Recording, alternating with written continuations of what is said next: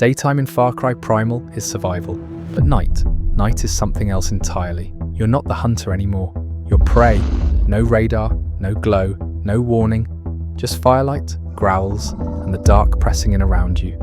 In the sunlit valleys of Uros, the world plays fair. You gather, you hunt, you explore. Threats exist, but they follow rules.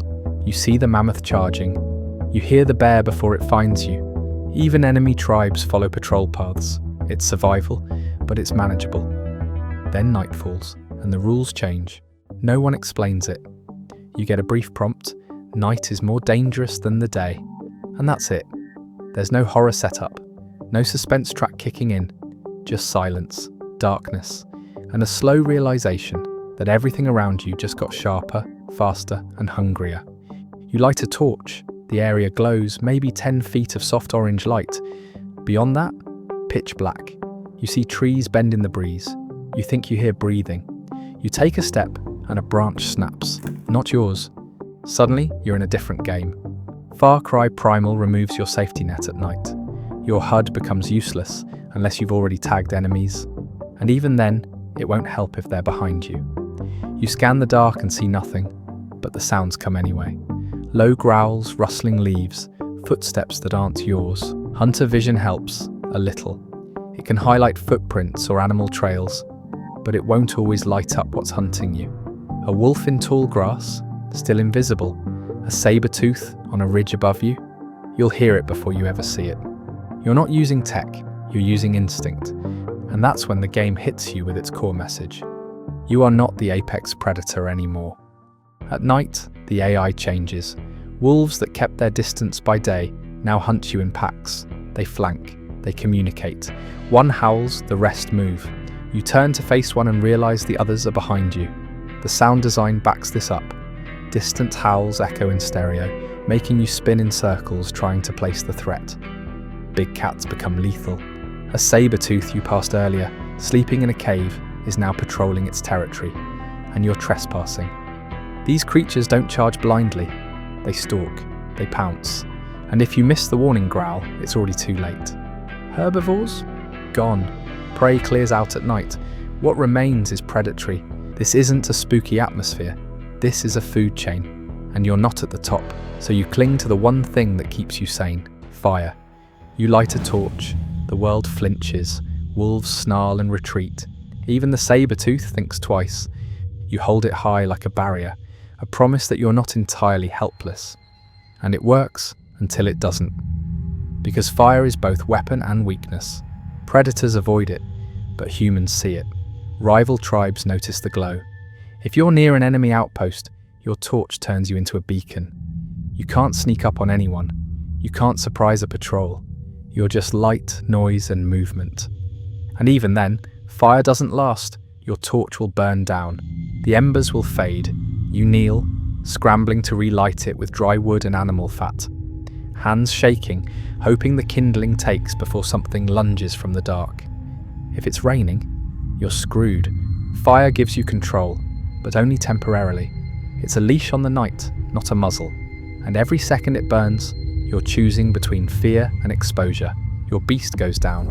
Not dramatically, just a sound, a yelp, and the thud of something heavy hitting dirt. You turn, and for a second you freeze. The torchlight flickers against their body. Breathing, shallow, still alive, but not moving. You crouch, reach to heal, and that's when it hits you. Everything sees you now. The torch crackles loud in the silence. Your hands are exposed. And the one thing that kept the night at bay isn't standing beside you anymore. You don't panic, not yet. But the way you move changes. Your eyes scan harder, your steps slow. The weight of the dark returns, and it presses close. You relight the torch, not because you need to see, but because you need to feel like you're not alone. But the fire doesn't roar, it whispers. It flickers like it knows something's watching. There's no music, no checkpoint, just one question hanging in the air. Do you make it till morning? And that's the key. Far Cry Primal doesn't let you escape night. You can't just fast travel away, not in combat, not while being chased, not unless you're in the clear. You want daylight? You have to find shelter. That means hiking through darkness, chased by predators, just to find a bonfire. Sometimes you see it, smoke in the distance, a safe zone, a chance to survive. You sprint, you burn torches, you dodge cliffs, you crash through brush, and just as your stamina runs low, you light the flame, and the world backs off. You made it, and you realize how much effort it took to survive a few minutes of night. That's not atmosphere, that's game design. Most games use darkness as a filter. Far Cry Primal uses it as a weapon. It removes your crutches, it shifts the AI, it turns every system on its head, and it does it quietly. No tutorial, no scripted horror moments, just systems working against you unless you adapt. Night in Primal isn't just harder, it's personal.